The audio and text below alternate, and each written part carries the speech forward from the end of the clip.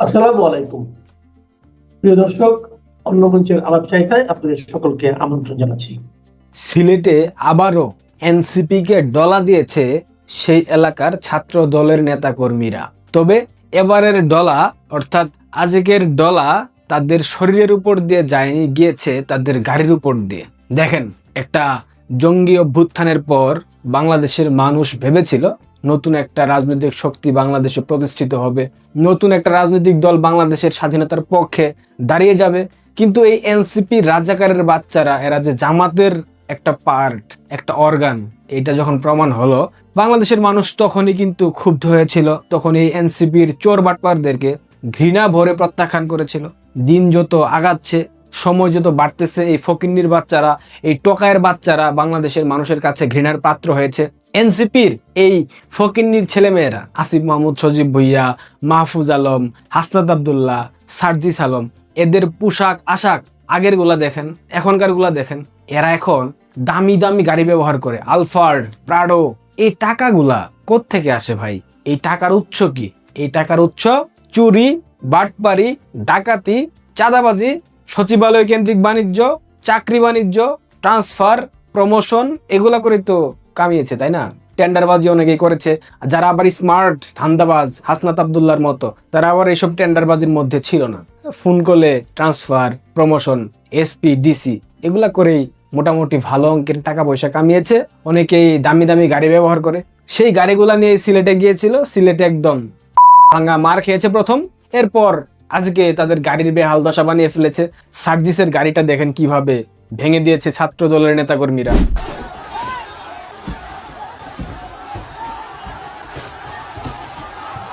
এরপর নাসিরউদ্দিন পাটোয়ারি মিডিয়ার সামনে এসে কষ্ট পাচ্ছে, কোন একটা ছেলের চোখ উপড়ে ফেলেছে ছাত্রদল, সার্জিসের গাড়ি ভেঙেছে, এখন থেকে সে আর কথা বলবে না। আমি আজকে থেকে আর কোনো কথা বলবো না, চুপ থাকবো। পুরো বাংলাদেশে দেখি ওনারা কতটুকু বাড়তে পারে, কতটুকু যাইতে পারে, আমরা সেই মাত্রাটা দেখব। সার্জিসের গাড়িতে একটু আগে হামলা হয়েছে, ছাত্রদল হামলা করেছে এবং সেখানে গাড়িগুলা ভাঙচুর করেছে। আমরা সেখানে রওনা দিচ্ছি। তো বাবা নাসিরউদ্দিন পাটোয়ারি, তুমি কথা বলবা না, ঠিক আছে, কিন্তু এতদিন যে কথাগুলা বলেছো, আগের কথাগুলা যে বলেছো, এই কথাগুলার প্রতিদান তোমাকে পেতে হবে না? তুমি তো তারেক রহমানকে যাচ্ছে তাই গালিগালাজ করেছো। আমরা তো তারেক রহমানের বিরোধী দল, আমরা তাকে গালিমন্দ করব, সমস্যা নাই। কিন্তু তোমরা তো একই জোটের, তোমরা তো একসাথে জঙ্গি অভ্যুত্থানে নেতৃত্ব দিয়েছো, একসাথে জঙ্গি অভ্যুত্থান সফল করেছো। তোমরা একে অন্যের ভাই, তবে তোমরা এগুলা কেন করো? ছাত্রদল কেন তোমাদেরকে পেটাবে? তুমি বা কেন বিএনপির প্রধানকে নিয়ে বাজে কথা বলবা, জাইমা রহমানকে নিয়ে বাজে কথা বলবা, জবাইদা রহমানকে নিয়ে বাজে কথা বলবা, প্রেসিডেন্ট জিয়াউর রহমানকে নিয়ে বাজে কথা বলবা? এটা তো তোমাদের মুখে মানায় না। দেখেন, গত 3 দিন থেকে সিলেটে যা যা নাটক দেখেছেন, সার্জিসের মার খাওয়া, নাসিরউদ্দিন পাটোয়ারির মার খাওয়া, পরবর্তীতে সেখানে হাসনাত আবদুল্লাহর যোগদান, নাহিদ ইসলামের বিভিন্ন ধরনের নাটক, এই সব নাটকের একটা মাত্রই কারণ, বিগত কয়েক সপ্তাহে বাংলাদেশে বৃহৎ কতগুলা ইস্যু হয়েছে, যেই ইস্যুগুলাতে আমাদের নজর দেওয়া দরকার ছিল, আমাদের কথা বলা প্রয়োজন ছিল, কিন্তু আমরা অনেকেই ভুলে গেছি। দেশীয় যে ইস্যুগুলা, জামাতের এমপির ভিডিও ভাইরাল হলো, মেয়ে নিয়ে হোটেলে ধরা খেলো। বিএনপির এক মন্ত্রী, প্রতিমন্ত্রী, সম্ভবত ঠাকুরগাঁওয়ের, তার ভিডিও ভাইরাল হলো, ওইটা ধামাচাপা দেওয়ার চেষ্টা করা হলো।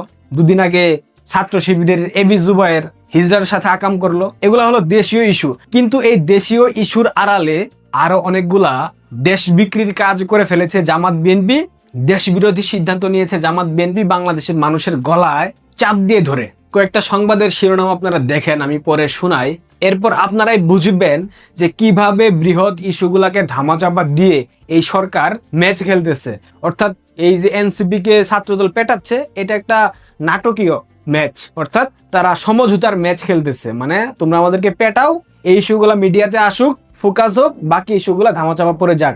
স্ক্রিনের ছবিগুলো দেখেন। শাহজালাল বিমানবন্দরের 3য় টার্মিনাল পরিচালনায় মার্কিন প্রতিষ্ঠানের আগ্রহ। যুক্তরাষ্ট্র থেকে 13 বছরের এলএনজি আমদানিতে সরকারের নীতিগত অনুমোদন। চড়া দামে যুক্তরাষ্ট্র থেকে কেনা হবে 8 লাখ টন গম। চরম গ্যাস সংকটে শিল্প কারখানা 3 গুণ মূল্যে গ্যাস বিক্রির প্রস্তাব পেট্রোনাসের। গ্যাস সংকট, মালয়েশিয়ার প্রধানমন্ত্রীকে চিঠি লেখার পর ফোনে কথা বললেন প্রধানমন্ত্রী তারেক রহমান। কিন্তু বাংলাদেশের ব্যবসায়ীরা কারখানার উৎপাদন ধরে রাখতে এত দামি মালয়েশিয়ার গ্যাস কিনতে আগ্রহী নন। শুধু মে মাসে সরকার ব্যাংক থেকে ঋণ নিয়েছে 26,000 কোটি টাকা। টাকা। এই যে আন্তর্জাতিক ইস্যুগুলো দেখলেন, গ্যাসের ব্যাপক সংকট বাংলাদেশে এই মুহূর্তে। বাংলাদেশে যারা গ্যাসে রান্না করেন ঢাকা শহরে তারা জানেন গ্যাসের কি সংকট। গ্যাস পাওয়া যাচ্ছে না, রান্নার চুলা জ্বলছে না, গ্যাসের অভাবে শিল্প কারখানা বন্ধ, উৎপাদন বন্ধ। তারপর আবার অতিরিক্ত দামে অর্থাৎ চুক্তির থেকেও বেশি দামে গম কিনতে হবে। একটা প্রতিষ্ঠানের সাথে চুক্তি করেছে 13 বছরের জন্য, বাংলাদেশের গ্যাসের যে বিষয়টা ওইটা ওই প্রতিষ্ঠানের হাতে ছেড়ে দিয়েছে। টাকার অভাবে এলিভেটেড এক্সপ্রেসওয়ে যেটা ছিল আশুলিয়া থেকে, ওইটার কাজ বন্ধ হয়ে গিয়েছে। নানাবিধ সমস্যা, মানে প্রত্যেকটা সমস্যায় জর্জরিত সরকার, এবং প্রতিদিন ব্যাংক থেকে ঋণ নেওয়া হচ্ছে, যেটার পরিমাণ শুধুমাত্র মে মাসে 26,000 কোটি টাকা, যেটা সর্বমোট দাঁড়িয়েছে প্রায় 60,000 কোটি টাকা। এই ইস্যুগুলোকে ধামাচাপা দেওয়ার জন্য নাটকীয় একটা ম্যাচের আয়োজন করা হয়েছে। এনসিপি বিরোধী দল হিসেবে বাংলাদেশের রাজনীতিতে জামাতের সাথে এক হয়ে প্রতিষ্ঠিত হওয়ার চেষ্টা করছে। বিএনপি এই নাটক সাজিয়েছে যাতে করে আন্তর্জাতিক এই ইস্যুগুলোকে ধামাচাপা দেওয়া যায়। কিন্তু বাংলাদেশের মানুষ তো গর্ধব না, বাংলাদেশের মানুষ তো বোঝে কোনটা পাতানো ম্যাচ, কোনটা সঠিক ম্যাচ। তবে এখানে একটা বিষয় মানতে হবে, এনসিপির এই টোকাইগুলা মার খাচ্ছে, এটা দেখে ভালো লাগতেছে এবং ভালো লাগার কথা। এখন অনেকে বলতে পারেন পাতানো ম্যাচ, আমিও মানি এটা পাতানো ম্যাচ, কিন্তু একটা কথা মাথায় রাখতে হবে, ছাত্র দল যারা করে এরা হচ্ছে গিয়ে এক একটা থার্ড ক্লাস বস্তি টাইপের ছেলে মেয়ে, যারা বিশেষ করে জেলা উপজেলা পর্যায়ের ছাত্রদল করে। এরা ম্যাক্সিমাম নেশাগ্রস্ত, মাদকাসক্ত, এরা ম্যাক্সিমাম ডেন্ডিঘুর। এদের চেহারা দেখলেই বুঝবেন, এদের আচার আচরণ দেখলেই বুঝবেন, এদের কথা বলার ধরন দেখলেই বুঝবেন। নারায়ণগঞ্জের জাকির খানকে দেখলে যদি আপনারা না বুঝেন কারা সাবেক ছাত্রদলের নেতা ছিল, কারা রানিং ছাত্রদল করে, তাহলে আর ব্যাখ্যা দেওয়ার প্রয়োজন আছে বলে মনে করি না। প্রত্যেকটা টিমেই 11 জনের একটা টিমে বেপরোয়া 2 থেকে 3 জন ব্যাটসম্যান কিংবা বলার থাকে। ক্যাপ্টেন যতই তাদেরকে বারণ করুক যে ফুল টস দিস না কিংবা স্লটের ডেলিভারি দিস না, তারপরেও উইকেটের লোভে অতিরিক্ত হিরোইজম দেখাতে গিয়ে ওই বলার দেখবেন শর্ট বল দেবে, স্লটে দেবে, ফুল টস দেবে, দিয়ে বেধরক মার খাবে। আবার অনেক ব্যাটসম্যান আছে পুল করতে গিয়ে কট বিহাইন্ড হবে। এগুলা থাকে প্রত্যেকটা দলে, এই ধরনের বেপরোয়া টাইপের ব্যাটসম্যান বলার থাকে। আর ছাত্র দল এমন একটা সংগঠন, এই সংগঠনের আপাদমস্তক বিশেষ করে জেলা এবং উপজেলা পর্যায়ের নেতা কর্মীরা বেপরোয়া। এরা কি করে কি বলে নিজেরাও জানে না। এরা হিরো সাজার জন্য, হিরোইজম দেখাতে গিয়ে দেখবেন এই এনসিপির টোকাইদেরকে বেধরক উত্তম মধ্যম দিয়েছে। সুতরাং যতই পাতানো ম্যাচ হোক, শীর্ষ পর্যায়ের নেতৃত্ব অর্থাৎ কর্তৃপক্ষ যতই তাদেরকে বলুক এটা পাতানো ম্যাচ, কিন্তু হিরোইজম দেখাতে গিয়ে এই ধরনের অনেকগুলা ব্যাটসম্যান বলার থাকবে, ছাত্র দলে আছে, তারা একদম ভেঙে দিবে এবং সেটা ভেঙে দিয়েছে। আজকে গাড়িতে হামলা হয়েছে। এই পাতানো ম্যাচ যতদিন চলমান থাকবে, নেক্সট হয়তোবা হাসনাত আব্দুল্লাহ খাবে, হয়তোবা নাহিদ ইসলাম খাবে, চলবে। এই খেলা চলতেছে বাংলাদেশের বৃহৎ ইস্যুগুলাকে ধামাচাপা দেওয়ার জন্য, কিন্তু খেলার মধ্যে যে আক্রান্ত হচ্ছে এটা দেখে ভালো লাগতেছে। মানুষ মার খেলে সেটা নিয়ে মজা করতে নেয়, কিন্তু যারা দেশদ্রোহী গাদ্দার টোকাই এরা মার খেলে বাংলাদেশের মানুষ খুশি হয়। এটা কোনো ভায়োলেন্স না, এটাই বাস্তবতা। টেপা তারেক বাংলাদেশকে পশ্চিমাদের কাছে বেচা দিছে, এটা যদি না বোঝেন তাহলে আর কিছু বলার নাই। ভালো থাকবেন। আসসালামু আলাইকুম রহমতুল্লাহি ওয়া বারাকাতুহু। সম্মানিত দর্শক, সরকার গণহারে পুলিশ কর্তাদেরকে এবং বেসামরিক প্রশাসনের কর্তাদেরকে চাকরিচ্যুতি ঘটাচ্ছে। যাদের চাকরি বয়স 25 বছর হয়ে গেছে তাদেরকে বাধ্যতামূলক অবসর দেওয়া হচ্ছে। এর মধ্যে অনেকে ডিপটি সেক্রেটারি, অনেকে জয়েন্ট সেক্রেটারি, এবং রাষ্ট্রের এই কর্মকর্তাদের পেছনে আমাদের জনগণের যে অর্থ, শত শত কোটি টাকা বিনিয়োগ করে একজন জয়েন্ট সেক্রেটারি তৈরি করা হয়। সে যখন তার যে মন এবং মননশীলতা, কর্মের এবং দক্ষতার যে শ্রেষ্ঠতম অংশটুকু যখন জাতিকে দেবে, ঠিক সেই সময়টিতে তাদেরকে বঞ্চিত করা হলো। অভিযোগ, তারা সেই 2018 সনের নির্বাচনে সরকারের পৃষ্ঠপোষকতা করেছে। আচ্ছা বলেন তো, আমাদের দেশে যে রাজনৈতিক কালচার, যেটা 91 থেকে তো বিএনপির জমানাতে শুরু হয়েছে, এর আগে তো প্রশাসনে এত দলবাজি ছিল না, এমনকি এরশাদ জমানাতেও ছিল না। খুঁজে খুঁজে আত্মীয়দেরকে, মামার বন্ধু, বাবার শ্যালক, মানে এরকম নানা পরিচয়ে সামরিক বেসামরিক বাহিনীতে, বিচারালয়, তারপর দলীয় পান্ডাদেরকে চিফ জাস্টিস বানানো থেকে শুরু করে এই অপরাধগুলো প্রথম শুরু করেছিল কারা বলেন তো? এরপর যখন এটা একটা ট্র্যাডিশনে চলে আসছে, সেই ট্র্যাডিশনের মধ্যে যদি একবার কেউ পড়ে যায়, সেখানে আসলে কিছু করার থাকে না। এখন যেমন ধরেন, যদি আপনি জেনারেল ওয়াকারুজ্জামান, তিনি শেখ হাসিনার ভাগ্নির জামাই। শেখ হাসিনা তাকে আদর যত্ন করে লালন পালন করেছেন, ওই পদে বসিয়েছেন। আচ্ছা, শেখ হাসিনার জন্য কি তার একটা উফ শব্দ করার শক্তি ছিল? কিংবা এখন তিনি পারছেন? পারেন নাই তো, একটু পারেননি। কিংবা শেখ হাসিনার একেবারে অনুগত শাহাবুদ্দিন চুপ্পু, তিনি কি শেখ হাসিনার জন্য একটা ডট, জাস্ট একটা ফোঁটা দিতে পেরেছেন? কিংবা যে মঈনুদ্দিন সাহেবকে তারেক রহমান সাহেব, হাওয়া ভবন, বেগম জিয়া, সাইদ ইস্কান্দার সবাই মিলে সেনাপ্রধান বানিয়েছিলেন, যে মাসুদ উদ্দিন চৌধুরী ঘনিষ্ঠ আত্মীয়, জিয়াউর রহমান সাহেবের ঘনিষ্ঠ আত্মীয়, তারেক রহমান সাহেবের ঘনিষ্ঠ আত্মীয়, তারা কি ১/১১ যখন ঘটে গেল, জিয়া পরিবারকে কোনো রকম সহযোগিতা করতে পেরেছিলেন? Single no. গত ১৭ বছরে জামাত এবং বিএনপির অসংখ্য লোক এই প্রশাসনে ছিলেন, তারা কেউ কি বিএনপি বা জামাতকে সাহায্য করতে পেরেছে? সম্ভব ছিল? বা এখন যারা আওয়ামী লীগের লোকজন আছে, তারা কি আওয়ামী লীগের কোনো একটা লোককে, কোনো ওসি, কোনো ডিসি, কোনো বিচারক এটা সিঙ্গেল উপকার করতে পারবে? পারবে না। আমাদের দেশের প্রশাসন যন্ত্রটা সবসময় ক্ষমতাসীনদের দাবিদারি করে। আর ক্ষমতাসীনরা যে তাদের আত্মীয় বা দলীয়করণের নামে বিভিন্ন লোকদেরকে তারা যে তোষণ করে, এটা আলটিমেটলি তাদেরও ক্ষতি হয়, সেই কর্মকর্তাদেরও ক্ষতি হয়। কিন্তু ইন জেনারেল সেন্স বিরূপ সময় কখনোই যাকে বলা হয় এরা কোনো কাজে আসে না। এখন ধরেন বিএনপির অনেক মাস্তান বের হয়েছে, এলাকাভিত্তিক মাস্তান, এইখানে ধাক্কাধাক্কি করে, ওখানে ওইটা করে, ওইটা করে, গাড়ির সামনে দৌড়াদৌড়ি করে। এগুলো তো আসলে এখন তারেক রহমান সাহেব বা বিএনপির কোনো নেতারই দরকার নেই, সালাউদ্দিন সাহেবের দরকার নেই। এখন তাদেরকে প্রোটেকশন দেওয়ার জন্য রাষ্ট্রীয় ফোর্স আছে, এখন মাস্তান গুন্ডা কোনো কিছু দরকার নেই। কিন্তু এই লোকগুলো অনেকে দেখা গেল, সালাউদ্দিন সাহেব টেলিফোন করেছে, এরা ফোন ধরেনি। বিএনপির অনেক ছাত্রদলের, যুবদলের অনেকে ফোন ধরেনি। ফলে সালাউদ্দিন সাহেবকে তার এই বিভিন্ন কমেন্ট, মাস্টার মাইন্ড হিসেবে এখন যে সকল কথাবার্তা হচ্ছে, জুলাই আগস্টে যে রাজপথে সেই আন্দোলন গড়ে তোলানোর জন্য বা অন্য যে কোনো কাজ করার জন্য তাকে বাইরের লোকের সাহায্য নিতে হয়েছে। তাকে টাকা দিতে হয়েছে নুরুল হক নুরুকে, টাকা দিতে হয়েছে রাশেদকে, গণ অধিকারের সাধারণ সম্পাদক ছিল রাশেদকে। আমতারেকের সঙ্গে জনাব তারেক রহমান সাহেবের যোগাযোগ হতো, এবং এই আমতারেক, নুরু, রাশেদ মূলত ওনারাই ছিলেন, এই জোনায়ের সাকি, তারাই ছিলেন জনাব তারেক রহমান এবং সালাউদ্দিন সাহেবের মূল হাতিয়ার। তিনি তার দলের লোক দিয়ে তাদের বিপদের সময় একটা গাছের পাতাও নড়াতে পারেননি। তাহলে এখন এই সময়টাতে বাহাদুরি দেখায় লাভটা কি? তো একইভাবে কিন্তু প্রশাসনের অনেক কর্মকর্তা আমি চিনি, যারা এই ইউনূস জমানায় শেখ হাসিনা পর্যন্ত সিনিয়র এডিসি ছিল, সিনিয়র সহকারী সচিব, এই 2 বছরের মধ্যে সচিব হয়ে গেছে। তাদের গায়ে তেলে ঝুলে পোশাক আশাকে তাকানোই যায় না।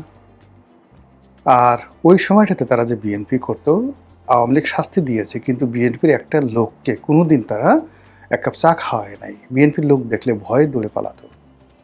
আমার ঘনিষ্ঠ কয়েকজনকে দেখেছি, তারা ভয়ে আমার সাথে কথা বলতো না। একদিন এয়ারপোর্টে একটা কর্মকর্তা আমাকে দেখে সে কি দৌড়, আমি জানি যে সে বিএনপি করে।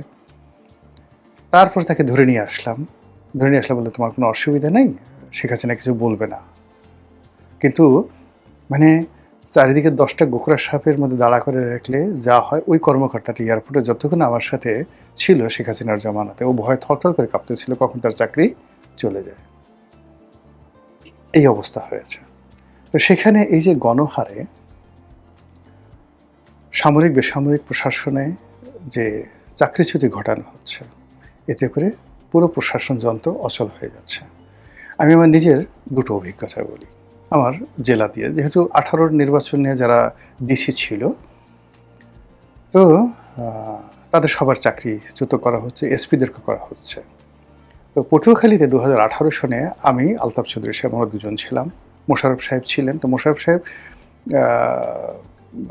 তিনিও ভালো বলতে পারবেন, এখন খেপুপাড়ার যিনি এমপি, কলাপাড়ার যিনি এমপি, আর বাউফলের শহীদুল আলম তালুকদার ছিলেন, তিনি আসতেন না। কিন্তু আমি আর মানে যাকে বলা হয় আলতাফ চৌধুরী সাহেব, আমরা দুজন মানে মারাত্মক মানে প্রশাসনিক যাকে বলা হয় হেনস্থার শিকার হয়েছে। কাজেই পটুয়াখালী ওই প্রশাসনে কারা কারা কী করেছেন আমরা ভালো জানি। এখন ওই সময়টাতে ডিসি ছিল সম্ভবত মুহিব বা এরকম একজন নাম ছিল, মুহিদ বা মুহিব, জেন্টেলম্যান, ভদ্রলোক, আর্মিতে থেকে আসছে। তো এখন অনেক কিছু হচ্ছে আমাদের সামনে। তো আমি একদিন ভদ্রলোককে ফোন করলাম যে ভাই, একটা সময় যাবে যখন আপনিও থাকবেন না, আমিও থাকবো না, কিন্তু এই সমাজে তো ব্যক্তি গোলাম মোল্লা রনির একটা মানে কিছুটা হলেও তো একটা গ্রহণযোগ্যতা আছে। আপনি আমার সঙ্গে এই ধরনের আচরণ করছেন কেন, বা প্রশাসনে যে আপনি আমার ফোন ধরছেন না, এরকম কেন করছেন? তো সে অনেকটা অসহায়ের জন্য বললেন যে স্যার, আপনি বুদ্ধিমান মানুষ, আমি শুধু বলি যে আপনার কোনো লেখা আমার বাদ যায় না, আমি আপনার সব লেখা পড়ি। আমি বললাম বুঝতে পেরেছি, ইউ আর আনডান। এখন এই ভদ্রলোকের কিন্তু চাকরি চলে গেছে, এই ভদ্রলোকের চাকরি চলে গেছে, কিন্তু সে মূলত আনডান ছিল, কিছু করার ছিল না। কিন্তু সে যে মানে ওখানে যা কিছু করছে তার 100 গুণ অপরাধ করছে এসপি। তো এসপি যে ছিল সে আবার আমার 3 নম্বর ভাইয়ের ক্লাসমেট ছিল। আমি খুব আশাবাদী ছিলাম এসপিটা ভালো ছিল, ওর নাম ছিল সম্ভবত আজিম বা এরকম কিছু একটা ছিল, ওর নাম জানি না, নামটা মনে নাই। এসপির যন্ত্রণায় পুরো মানে জেলাতে তাণ্ডব হয়ে গেছে, কারণ এসপি কোন অবস্থায় আছে। আবার এসপি যে বদমাইশি করেছে, তার সাথে 100 গুণ বদমাইশি করছে তার একটা এডিশনাল এসপি ছিল, আমি তার নামটা মনে করতে পারছি না। প্রতিদিন সেই এডিশনাল এসপিটা প্রতিদিন সে করতো কি, এই আলতাফ চৌধুরীর বাড়ি ভাঙতে যেত, দাঁড়ায় থাকতো, মানে ওই যুদ্ধের যে এক ধরনের পোশাক পরে, সেই পোশাক পরে সে মানে জুতো একদম বুট এই পর্যন্ত থাকে না, এগুলোকে কি বলে, ওয়ার বুট বলে, এগুলোর পরে দাঁড়িয়ে থাকতো আর আওয়ামী লীগের ক্যাডারদেরকে বাড়ির মধ্যে পাঠাতো ভাঙচুর করার জন্য। একদিন এরকম একটা ঘটনা, আমি আলতাফ চৌধুরীর বাসায় ছিলাম। আলতাফ চৌধুরী সাহেব উনি আমরা বললেন যে রনি চলো আমরা বের হয়ে যাই, আমরা গ্রামে যাই, ওই বাইরে ওই বদমাইশটা আসছে, তো বদমাইশটা আসছে এখনই, বাড়িটা ভাঙচুর হবে, তুমি আসো তো, তো যার জন্য বিব্রত হবে, চলো ওদেরকে স্বাধীনভাবে ভাঙচুর করতে দেই বলে আমরা বের হয়ে গেলাম। তো ওই বাইরে এডিশনাল এসপি যে দাঁড়ায় আছে, তো আমি তো মানে হোয়াইট, তখন আমাকে সবাই চেনে, তো সে আমাকে দেখেই নাচেনার ভান করলো, অন্যদিকে তাকাই আছে, আমিও নাচেনার ভান করলাম। কিন্তু আলতাফ চৌধুরী সাহেব আগেয়া গেলেন, সালাম দিলেন, হ্যান্ডশেক করতে চাইলেন, ওই বদমাশটা হ্যান্ডশেক পর্যন্ত করলো না, এডিশনাল এসপি হ্যান্ডশেক করলো, অন্যদিকে তাকিয়ে রইল। তো এর শাস্তি কি হয়েছে পটুয়াখালীতে? ওই সময়তে এডিশনাল এসপি, আমি নামটা মনে আসতেছে না, সে হয়তো দেখা যাবে যে কোনোভাবে বেরিয়ে আসে। আর এক বদমাইশ এডিশনাল এসপি ছিল, এই ঢাকাতে একটা এসবির একটা বড় পদে ছিল, নাম বলবো না। এই বিএনপি লোকদের উপর তদারকি করত, বিএনপি লোকদের উপর তদারকি করতো এবং বিএনপি লোকের সাথে গিয়ে মিশে তারা বলতো আমি বিএনপির লোক, ইত্যাদি ইত্যাদি ঘটনা। কিন্তু ওই সময়টাতে শেখ হাসিনার জমানাতে যত প্রাইস পোস্টিং আছে সবগুলো নিয়েছে, এই জমানাতে এসে দেখা গেল পরপর 2টো প্রমোশন পাইছে, তার তো কিছু হয়নি। টাকা পয়সা গাল গুল ফুলে কোথায় আছে, কি অবস্থায় আছে আল্লাহ জানে। আবার ধরেন ওই যে আমি যে ডিসির কথা বললাম, নিরহ ভদ্রলোক সে ছিল, কিন্তু ওই ডিসির পরে আরেকটা ডিসি গেছে, ওর নাম বোধহয় কামাল। এখন সে কি বলবো, আজরাইলের সেও খারাপ, পুরো পটুয়াখালীর বিএনপির লোকের জীবন তছনছ করে দিয়েছে। আমার গ্রামের বাড়িটা ভেঙে, শুধু আমার বাড়ি না, গলাচিপা, দশমিনা, পটুয়াখালী সব জায়গাতে কান্নার রোল দিয়ে দিয়েছে। ইউনূসের জমানাতে সে প্রমোটেড হয়েছে, ভালো একটা পোস্টিং আছে, আমি ওর নাম কামাল নাকি যেন নাম। আমি একদিন বিএনপির আওয়ামী লীগের এক লোকের চাকরিচ্যুত হয়েছে, এডিশনাল সেক্রেটারি, আমার পরিচিত। তো সে মানে ওই যে ডিসি 18-তে ডিসি ছিল, আসছে আমার অফিসে, আমি বললাম যে দেখো তো ওই কামাল কোথায় আছে। তো সে কামালরে ফোন করলো, ফোন করে বললো যে কামাল তুমি এখন কোথায় আছো? বলে স্যার আমি তো অমুক জায়গাতে আছি।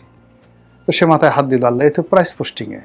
এখানে সাধারণত যারা সরকারের খুব ভালো দৃষ্টিতে থাকে, তো তারা তো এখানে মানে প্রাইস পোস্টিং এটাতে এই জায়গাতে সে আছে। এখন আপনি চিন্তা করেন যে ডিসি 18তে দায়িত্ব পালন করলো, কিন্তু আওয়ামী লীগের মানে পক্ষে কোনো কাজ করেনি, আর বিএনপির কোনো লোককে আসলে হয়রানি করেনি। সে নিরহ বেচারা মানুষ, অসহায় ছিল, তার চাকরি চলে গেল। কিন্তু 1 বছর পর তার যাওয়ার পরে যে ডিসিটা গেল, পুরো 1-1.5 বছর ধরে মানুষের জীবন, সমস্ত বিএনপি লোকদের জীবন হারাম করে দিল। সেই আমাদের প্রমোশন পেল। তাকে আপনি কি করতেছেন বলেন? যে ওই যে এডিশনাল এসপির কথা বললাম, ঢাকাতে আর এক এডিশনাল এসপির কথা বললাম, এই আমলে সে হয়তো ডিআইজি হয়ে গেছে।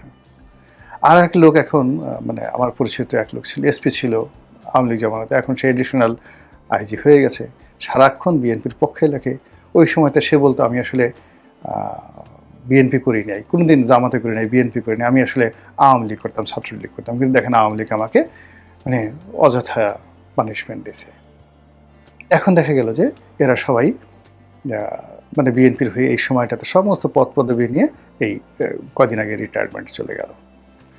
ফলে এই যে সরকার যা কিছু করছে, এটা ধারাবাহিক কোনো কর্ম নয়, এটা স্বাভাবিক কোনো কর্ম নয়, এটা রীতিমতো জুলুম হচ্ছে। এটা প্রশাসনের উপর জুলুম হচ্ছে, আর্মির উপর জুলুম হচ্ছে, পুলিশের উপর জুলুম হচ্ছে। আর সত্যিকার অর্থে সময় নিয়ে যদি যারা সত্যিকার অর্থে এই অপকর্মগুলো করেছে, যদি এমপি প্রার্থী, তারপরে ওই সময়তে যারা ওয়েলা জেলা বিএনপির সভাপতি, সেক্রেটারি, তাদের কাছ থেকে যদি রিপোর্ট নেওয়া হতো যে 2014 থেকে 24 পর্যন্ত কোন কোন কর্মকর্তা উপজেলাতে ইউনো থেকে ধরেন, ওসি থেকে ধরেন, কোন কোন লোকগুলো তোমাদের জীবনকে হারাম করে দিয়েছে, মিথ্যা মামলা নিয়েছে, মোবাইল কোর্ট বসিয়েছে, তোমাদের বাড়িঘর লুট করেছে, সব কিছু করেছে। আচ্ছা, মানে মুজিবুর রহমান সরোয়ারের কথাই শুনেন। আমরা দুঃখের কথা বলতেছিলাম, মেজর হাফিজের কথা ভুলাতে, এই যে এখন রাষ্ট্রপতি, তা আমরা একটা আড্ডাতে মানে বলতেছিলাম নিজেদের দুঃখের কথা। তো মুজিবুর রহমান সরোয়ার বললেন যে ভাই আপনি তো অনেক লাকি, আপনার বাসায় তো ডিসি সাহেব ঢুকে নেয়, আমার বাসায় রাত্রি 12টা 1টা 2টার সময় ডিসি 10-12 জন লোক নিয়ে, মাস্টার নিয়ে সোজা ঢুকে যেত বাড়ি চেক করার জন্য। সেই ডিসি এখন কোথায় আছে বলেন? এরপরে মেজর হাফিজ বললেন যে এরকম ব্যাপার, বলে যে আমি এই যে এখানে ঢাকাতে আমার লঞ্চ, মানে যেদিন আমি নমিনেশন পেলাম, ভিতরে নিয়ে আমাকে মাঝ নদীতে নিয়ে লঞ্চে আগুন ধরাই দিল। আমি কোনো মতে নৌকায়, বুড়া মানুষ, 80 বছর বয়স বুড়া মানুষ, নৌকায় করে প্রাণ নিয়ে সেখান থেকে রক্ষা পেলাম। তারপরে নির্বাচন কমিশনের যে প্রধান নির্বাচন কমিশনার সিইসিকে বললাম যে নুরুল হুদা, তার সাথে তার ভালো সম্পর্ক ছিল, তুমি কি করলা? তো বলে যে স্যার কোনো অসুবিধা নেই, আমি আপনাকে আলাদা প্রোটেকশন দিচ্ছি। সেই আলাদা প্রোটেকশনই এলাকাতে গেলেন। সেই এলাকাতে গিয়ে তার বাড়িকে ঘেরাও করে রাখলো মাস্তানরা। ডেইলি সরাসরি গুলি করতো তার বাড়িতে, ঘর থেকে বেরোতে পারতো না। তার যত লোকজন আছে সবাইকে রামদা দিয়ে কাঁচা হলো। সেই সময় ভোলাতে এসপিকে ছিল, সেই এসপির অবস্থায় কি শাস্তি হয়েছে? যদি রিটায়ারমেন্টে গিয়ে থাকে তাদের শাস্তি কি হয়েছে? এই জিনিসগুলো যদি আপনি শাস্তি দিতে চান কাউকে, তাহলে সাক্ষ্য প্রমাণের ভিত্তিতে আমরা যারা ভুক্তভোগী আমাদের সাক্ষ্য নেন। কিন্তু পুলিশে এক পুলিশ হঠাৎ করে বিএনপি পুলিশ হয়ে গেছে। আরে বাবা, বিএনপি পুলিশ, কোনো বিএনপির পুলিশ ছিল না, নাই বিএনপির পুলিশ, কোনো জামাতের পুলিশ ছিল না, সব আওয়ামী পুলিশ ছিল। এখন যারা বলছে মিথ্যা কথা বলছে। কোনো আওয়ামী মিলিটারি ছিল না, বিএনপি মিলিটারি ছিল না, সব আওয়ামী মিলিটারি ছিল। সব এক একজন জিয়াউল হাসান ছিল। জিয়াউল হাসান নিজে is not a singular person, it's a plural number. সবাই আকবর হতে চেয়েছে। কিভাবে আকবর হওয়া যায়, কিভাবে জেনারেল আকবর হওয়া যায়, কিভাবে ডিজিএফআইয়ের প্রধান হওয়া যায়, কিভাবে জিয়াউল হাসান হওয়া যায়, কিভাবে মেজর জেনারেল মুজিব হওয়া যায়, এগুলোর জন্য রীতিমতো ইঁদুর দৌড় শুরু হয়েছিল। ওখানে কোনো বিএনপি জামাতের লোক ছিল না। এখন যারা আসছে বলতেছে আমি বিএনপির লোক, মিথ্যা কথা বলছে, এরা মুনাফেক, এরা গুপ্ত। কাজে এদের কথা মতো একটা বাহিনীকে, একটা প্রতিষ্ঠানকে, একটা অ্যাডমিনিস্ট্রেশনকে নষ্ট করেন না, সামাল দিতে পারবেন না। এটা ভয় থেকে হচ্ছে, অস্থিরতা থেকে হচ্ছে, ক্রোধ থেকে হচ্ছে। এত দ্রুত কোনো কাজ করতে না, মাত্র 4 মাস, এত দ্রুত করতে হয় না। আস্তে আস্তে আস্তে আস্তে সাক্ষ্য নেন, প্রমাণ নেন, যারা ভুক্তভোগী তাদের কাছ থেকে নেন। শেখ হাসিনা কিন্তু একটা ভালো গুণ ছিল। একবার তার ক্যাবিনেট সচিব সম্ভবত মোশাররফ সাহেব ক্যাবিনেট সচিব ছিলেন। বলতো যে উনি, কেউ বললো জামাত করে, কেউ বলতো ফ্রিডম পার্টি করে, উনি দৈনিক মিল্লাতে লিখতেন, এই ধরনের কথাবার্তা। অসাধারণ একজন ভদ্রলোক মানুষ, অনেস্ট। তো প্রধানমন্ত্রী বললেন পার্লামেন্টারি কমিটিতে যে শিবির করে, জামাত করে, তাতে অসুবিধা কী হয়েছে? ওর মতো সৎ একজন মানুষ দেখাও, তারপর ওর মতো লেখাপড়া একজন মানুষ দেখাও। তোমরা যারা সাথে প্রফেশনালি পারো না, তাকে জামাত এবং বিএনপির ট্যাগ দাও, ওইগুলো আমার সাথে হবে না। একবার 2009 সনে ফার্স্ট কথা। এরপরে দেখেন শফিউল আজম নামে এক ভদ্রলোক ছিলেন, ওনার ক্যাবিনেট সচিব। সবাই বলতে এটা জামাতের লোক। পুরোটা সময় সে তাকে তার কাছে রাখছে, ডাজ নট ম্যাটার, বলছে ও কাজ করে, কোনো অসুবিধা নেই, জামাত করে। এই যে এখন যে আইরিন খান, যাকে প্রতিমন্ত্রী হিসেবে নিয়োগ দেওয়া হলো, শেখ হাসিনা বলতেন যে আরে একটা মেয়ে অ্যামনেস্টি ইন্টারন্যাশনালের মতো একটা প্রতিষ্ঠানের প্রধান হিসেবে আছে, বাংলাদেশের মুখ উজ্জ্বল করছে, হোক না সে তারেক জিয়ার আত্মীয়, খালেদা জিয়ার আত্মীয়, তাতে আমার কি? সে তো দেশের উপকার করছে। কিছু জায়গাতে তো ব্যক্তিত্ব থাকতে হয়। শেখ হাসিনার ধরেন কিছু লোক, যেমন এই যে কাইকাউস, মানে কিছু কিছু আমলা পরবর্তীতে আসছে, আবু নাসের কামাল, মানে এরা দুর্নীতিবাজ, অসৎ, মেরুদণ্ডহীন। এরাই আসলে করোনার পর থেকে মানে শেখ হাসিনাকে নষ্ট করে ফেলছে। কিন্তু যতদিন পর্যন্ত শেখ হাসিনার কাছাকাছি ইভেন ওই যে দাড়িওয়ালা একটা লোক ক্যাবিনেট সচিব ছিল, কালো করে, সবাই বলতো এটা শিবিরের লোক, ঢাকা কলেজে পড়তো, শিবিরের লোক ইত্যাদি। আমার সেতু বিভাগের সচিব ছিল। শেখ হাসিনা অত্যাধিক স্নেহ করতেন, মানে অত ডাটফাট ছিল না কোনো কিছু, কিন্তু ভীষণ রকম তিনি স্নেহ করতেন। বলতে আছে ঠিক আছে, শিবির করে করুক, তাতে অসুবিধাটা কি?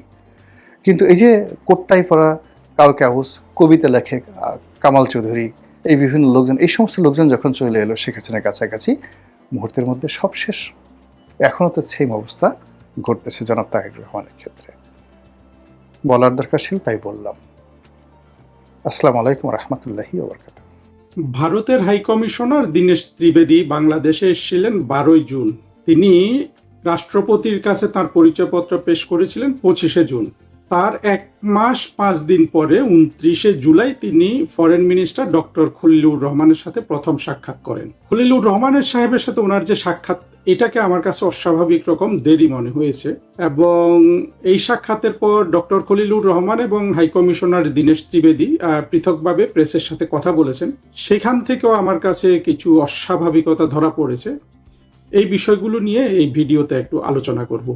দীনেশ ত্রিবেদী সাহেব বাংলাদেশে আসার পর খুব বেশি দেরি হয় নাই উনি রাষ্ট্রপতির কাছে পরিচয়পত্র পেশ করার। আমি তো তারিখগুলা বললামই, কিন্তু তখন একটা ধোঁয়া উঠেছিল, সবাই কোনো একজন বলেছিল যে তাকে বাংলাদেশ থেকে ভারতে ফেরত পাঠাবে। এটা নিয়ে অনেক ধরনের আলোচনা হয়েছে সামাজিক যোগাযোগ মাধ্যমে। আসলে আদতে তখন কিন্তু আসলে কোনো তেমন দেরি হয় নাই। 12 জুন এসে 25 জুন রাষ্ট্রপতির কাছে পরিচয়পত্র পেশ করতে পারা, এটা দ্রুতই ছিল। এটা নিয়ে আসলে যারা তখন এটা নিয়ে কথা বলেছে, তারা তো আবার আজকের বিষয়টা বুঝতে পারেনি, যেটা আজকে ঘটে গেল, যে এতদিন পরে কেন ফরেন মিনিস্টারের সাথে দীনেশ ত্রিবেদী সাহেবের সাক্ষাৎ হলো। বিশেষ করে প্রতিবেশী দেশের সাথে এরকম নতুন রাষ্ট্রদূত আসলে রাষ্ট্রপতির সাথে দেখা হওয়া বা পরিচয়পত্র দেওয়া, সেটা একটু দেরি হতে পারে, কিন্তু ফরেন মিনিস্টারের সাথে তো অন্তত পরিচয়পত্র দেওয়ার 5 দিন 7 দিনের মাথায় বৈঠক হওয়া বা দেখা হওয়া উচিত। যেটা অবশ্য দুই পক্ষ থেকেই বলছে সৌজন্য সাক্ষাৎ মানে প্রথম বৈঠক। তো প্রথম দেখাটা দেরিতে হয়েছে, এটা অবশ্যই অস্বাভাবিক। এখন কি ত্রিবেদী সাহেব নিজেই দেখা করার জন্য কোনো চিঠি লেখেন নাই বা নোট ভার্বাল প্রদান করেননি? সেটা হওয়ার সম্ভাবনা খুব কম। আর যদি সেটা হয়ে থাকে, তাহলে অবশ্য আমাদের আজকের আলোচনা অনেকটুকু আমরা মিস করে যাব। আমি আলোচনাটা করছি এটা ধরে যে দীনেশ ত্রিবেদী সাহেবের পক্ষ থেকে বৈঠক চাওয়া হয়েছিল, খলিলুর রহমান সাহেবের পক্ষ থেকে বৈঠকটা দিতে দেরি করেছে। আমাকে তো একটা জিনিস ধরে আসলে আলোচনাটা করতে হবে। তারপরে যখন ওনারা দুইজন বৈঠকের পর দীনেশ ত্রিবেদী সাংবাদিকদের বললেন যে আর প্রায় সব বিষয় নিয়ে আলোচনা হয়েছে, ইতিহাস, সংস্কৃতি থেকে এমনকি খেলাধুলা। তারপরে তিনি গঙ্গার বা পদ্মা নদীর পানি বন্টন চুক্তি নিয়ে বলেছেন যে এখানে উনি যতদূর জানেন দুটি জয়েন্ট ওয়ার্কিং গ্রুপ আছে, তারা সেটা আলোচনা করবে। অর্থাৎ এটা তিনি এড়িয়ে গেছেন, এটা কিন্তু সিগনিফিক্যান্ট আমি যতটুকু পেলাম। গঙ্গার পানি বন্টন চুক্তি নিয়ে তিনি কিছু বলেননি। আর প্রধানমন্ত্রী তারেক রহমানের ব্রিক্স সম্মেলনের যোগ দেওয়ার জন্য যে দাওয়াত পাঠিয়েছে ভারতের প্রধানমন্ত্রী নরেন্দ্র মোদী সাহেব, সেই সম্পর্কে দীনেশ ত্রিবেদী বললেন যে তারা খুব আগ্রহের সাথে, অ্যাংশাসলি, এটা ডিপ্লোম্যাটিক শব্দ ইউজ করে, যখন খুব ওয়ার্মথ দেখানো হয়, উষ্ণতা প্রদর্শন করা হয়, তখন এই শব্দটা ব্যবহার করা হয় যে তারা খুব আকুল আগ্রহে অপেক্ষা করছেন প্রধানমন্ত্রী তারেক রহমানের ভারত সফরের জন্য। অন্যদিকে বাংলাদেশের পররাষ্ট্রমন্ত্রী খলিলুর রহমান বললেন যে আসলে তেমন কোনো বিষয় নিয়ে গভীর আলোচনা হয়নি। দ্বিতীয় কথা তিনি বলেছেন যে প্রধানমন্ত্রী তারেক রহমান তো দাওয়াত পেয়েছেন, তিনি বিবেচনা করছেন বা তারা বিবেচনা করছে বাংলাদেশের সাথে দ্বিপাক্ষিক সম্পর্কে। খলিলুর রহমান সাহেব বললেন যে আমাদের মধ্যে কিছু অস্বস্তিকর বিষয় আছে এবং আমাদের বাংলাদেশ ফার্স্ট এই বেসিসে আমরা এগিয়ে যাব। আমাদের সার্বভৌমত্ব কথাটা বলে আবার ঘুরিয়ে ফেললেন, সার্বভৌমত্ব এভাবে না বলে ভিন্নভাবে বলেছেন, অর্থাৎ বলতে চেয়েছিলেন যে আগে যেহেতু সার্বভৌমত্ব বিক্রি করে দেওয়া হয়েছিল সেইভাবে ভারতের সাথে সম্পর্ক রক্ষা করা হবে না, ভিন্নভাবে। অর্থাৎ খলিলুর রহমান সাহেব যাই বলেছেন তার অর্থ দাঁড়ায় এই। আর দীনেশ ত্রিবেদী যা বলেছেন সেটা তো বললাম। আমরা যদি দুটো পাশাপাশি দেখি, আমরা দেখবো যে দীনেশ ত্রিবেদী সাহেব যথেষ্ট উষ্ণ তার সাথে কথা বলার চেষ্টা করেছিলেন, যেটা আসলে একজন রাষ্ট্রদূতের পক্ষে স্বাভাবিক এটা। আর বিপরীতে খলিলুর রহমান সাহেবের জবাব ছিল গম্ভীর, রিস্ট্রেইনড, অর্থাৎ তিনি খুব ভাবগাম্ভীর্য নিয়ে কথা বলেছেন। এই বিষয়টা যদি আমরা পুরো যা বললাম এখন পর্যন্ত তা যদি খোলা চোখে ট্রান্সলেট করি, সেটা দাঁড়ায় যে প্রথম কথা হলো দীনেশ ত্রিবেদী সাহেবের মতো একজন সিনিয়র লোককে মন্ত্রীর পদমর্যাদা দিয়ে বাংলাদেশে পাঠিয়ে, বাইরে আমরা যা দেখছি খলিলুর রহমান সাহেবের কথাবার্তায়, এবং আমরা ধরে নিচ্ছি যে দীনেশ ত্রিবেদী সাহেব সময় মতো ফরেন মিনিস্টারের সাথে দেখা করার সাক্ষাৎ চেয়েছিলেন, কিন্তু তাকে সাক্ষাৎকার দেয়া হলো 1 মাস 5 দিন পরে, অন্তত ক্রেডেনশিয়ালস দেওয়ার। তখন কিন্তু আমাদের বুঝতেই হবে যে একজন সিনিয়র ব্যক্তি হিসাবে, অর্থাৎ মন্ত্রীর পদমর্যাদা রাষ্ট্রদূত হওয়ার ক্ষেত্রে দীনেশ ত্রিবেদীর জন্য আসলে এটা বিব্রতকরই হচ্ছে। ডিপ্লোম্যাটিক সার্কেলে বিব্রতকর হওয়ার সুযোগ আছে, যেখানে পাকিস্তানের হাই কমিশনার বারবার ঘোরাফেরা করছে ফরেন মিনিস্ট্রিতে, তারপরে নানান জায়গায় তিনি প্রোগ্রাম করে বেড়াচ্ছেন। কম্পেয়ার তো আসলে হয় ভারত আর পাকিস্তানের মধ্যে এই ধরনের সিচুয়েশনে, বুঝতেই পারছেন। সেই ক্ষেত্রে দীনেশ ত্রিবেদী সাহেবকে যথেষ্ট পরিমাণে দেখাচ্ছেন বাংলাদেশ সরকার এবং পররাষ্ট্র মন্ত্রণালয়। কি দেখাচ্ছেন? ওই যে ইউনূসের সময় থেকে যে চোখে চোখ রেখে কথা বলা, সেটাই আসলে বলা হচ্ছে। ভারত যতই উষ্ণতা দেখাক না কেন, বিএনপি সরকার, তারেক রহমান সরকারের সেই নীতিরই ধারাবাহিকতা রক্ষা করছেন এবং চোখে চোখ রেখে কথা বলছেন। যদিও আমরা দেখি যে ভারতের পত্র পত্রিকা ইত্যাদি বলার চেষ্টা করছে যে ইউনূসের সময় সম্পর্ক নিচে নেমেছিল, এখন সেটা স্বাভাবিক হয়েছে, স্টাবিলাইজড হয়েছে, এরকম একটা কথা কোনো একটা পত্রিকায় পড়েছি ভারতীয়, যে মানে এখন স্টেডি বা স্টাবিলাইজড, এখন স্থিরতা এসেছে সম্পর্কে। কিন্তু আমরা বাস্তবে আজকে যেটা দেখলাম তাতে এটা মনে করার কোনো কারণ নাই, অন্তত বডি ল্যাঙ্গুয়েজ এবং ভাষার ব্যবহার থেকে। এইরকম একটা অবস্থা আমরা আগেও দেখেছিলাম, বিশেষ করে প্রধানমন্ত্রী শেখ হাসিনার সময় আমরা শুনি যে আমেরিকার রাষ্ট্রদূতের সাথে নাকি এমন করা হতো, যেটা আমি সবসময় বলেছি যে এটা একটা খারাপ প্র্যাকটিস। হ্যাঁ, সেই প্র্যাকটিসটা মনে হচ্ছে তারেক রহমানের সরকার এখন ভারতের রাষ্ট্রদূতের উপর প্রয়োগ করছে। এটা কতটা ভালো মন্দ, কার জন্য কি হচ্ছে, সেটা সময় বলে দিবে। আপাতত তারেক রহমান সাহেবের প্রতি ভারতীয় গভর্নমেন্ট, বিশেষ করে আমরা যেটা শুনেছি, আমরা তো আর জানি না ভেতরের খবর, যে তারেক রহমান বাংলাদেশে আসুক, বিএনপি রাষ্ট্র ক্ষমতায় বসুক, তারপর সম্পর্ক উন্নত হবে, এটা নাকি ভারতের বর্তমান পররাষ্ট্রমন্ত্রী ডক্টর জয়শঙ্কর এই ব্যাপারে অগ্রণী ভূমিকা রেখেছেন। তো এটা যদি হয় তাহলে বলবো যে ডক্টর জয়শঙ্করের সেই আগ্রহ বা যেই ভূমিকা তিনি রেখেছিলেন সেইটার প্রত্যুত্তর আসছে অত্যন্ত বিপরীতভাবে। এটা অন্তত পাবলিক ডিপ্লোম্যাসিতে এইটাই বলে। পাবলিক ডিপ্লোম্যাসি মানে পাবলিক যে পারসেপশনটা গ্রহণ করতে পারে এসব বিষয় নিয়ে, সেটা বা পাবলিক যেটা এই মিনিংগুলো দাঁড় করাতে পারে, এই যা কিছু আমি এতক্ষণ বললাম, সেখান থেকে পাবলিক যদি ভালোভাবে লক্ষ্য করে, পাবলিক দেখবে যে তারেক রহমানের সরকার যথেষ্ট কড়া ভারতের উপর। যেমন ধরুন ব্রিক্স সম্মেলনে তারেক রহমানের অংশগ্রহণ, এইটা তারেক রহমান সরকার থেকে আজকেও খলিল সাহেব বলছে যে এটা বিবেচনা করে দেখা হচ্ছে। বাইল্যাটারাল যদি স্টেট ভিজিট বা হাইয়েস্ট লেভেল ভিজিটের জন্য নরেন্দ্র মোদী সাহেব ওনাকে দাওয়াত করতেন, সেখানে আসলে ভেবে দেখার কথা বলা হলে সেটা এক ধরনের মিনিং হয়। কিন্তু ব্রিক্স সম্মেলনে তো আসলে ভেবে দেখার কিছু নাই। ব্রিক্স সম্মেলনে গেলে তো এখানে ভারতকে সম্মান করা বা অসম্মান করার কিছু এসে যায় না, সেভাবে ইন্টারপ্রিট করা যায়। তারপরেও তিনি এই ব্রিক্স সম্মেলনে যোগ দিতে এত চিন্তা ভাবনা কেন করছেন, এটারও কিন্তু নানান মিনিং করা যায়। আপনারা দেখবেন যে ইরান বা ভেনিজুয়েলা, আগের ভেনিজুয়েলার হুগো চাভেজ কিংবা গাদ্দাফি, এই ধরনের শাসকগুলা যারা মার্কিন যুক্তরাষ্ট্রের সাথে যাদের সম্পর্ক অত্যন্ত খারাপ, তারা কিন্তু নিউ ইয়র্কে প্রতি বছরই যেত। হুগো চাভেজ প্রতি বছরই যেত। ইরানের প্রেসিডেন্ট আহমেদিনেজাদের সময় দেখেছি যে যখন তিনি অত্যন্ত কঠোর ছিলেন মার্কিন যুক্তরাষ্ট্রের প্রতি, তারা কিন্তু নিয়মিত, এমনকি কর্নেল গাদ্দাফি তিনি নিয়মিত নিউ ইয়র্কে যেতেন জাতিসংঘের সাধারণ অধিবেশনে যোগদান করতে। এটা তো সেই রকমই হওয়ার কথা। তারেক রহমান সাহেব যদি ব্রিক্স সম্মেলনে যোগদান করেন, সেখানে তো আসলে দেখছি আমরা ডিসিশন নিচ্ছি বলার কিছুই নেই। এটা একটা ব্রিক্সের সদস্য হওয়ার জন্য তো তারেক রহমান সাহেবের যেসব উপদেষ্টা আছে তারা বলেই যাচ্ছেন। আর ব্রিক্সের 1 নম্বর দেশ বা নেতা তো আসলে চীন।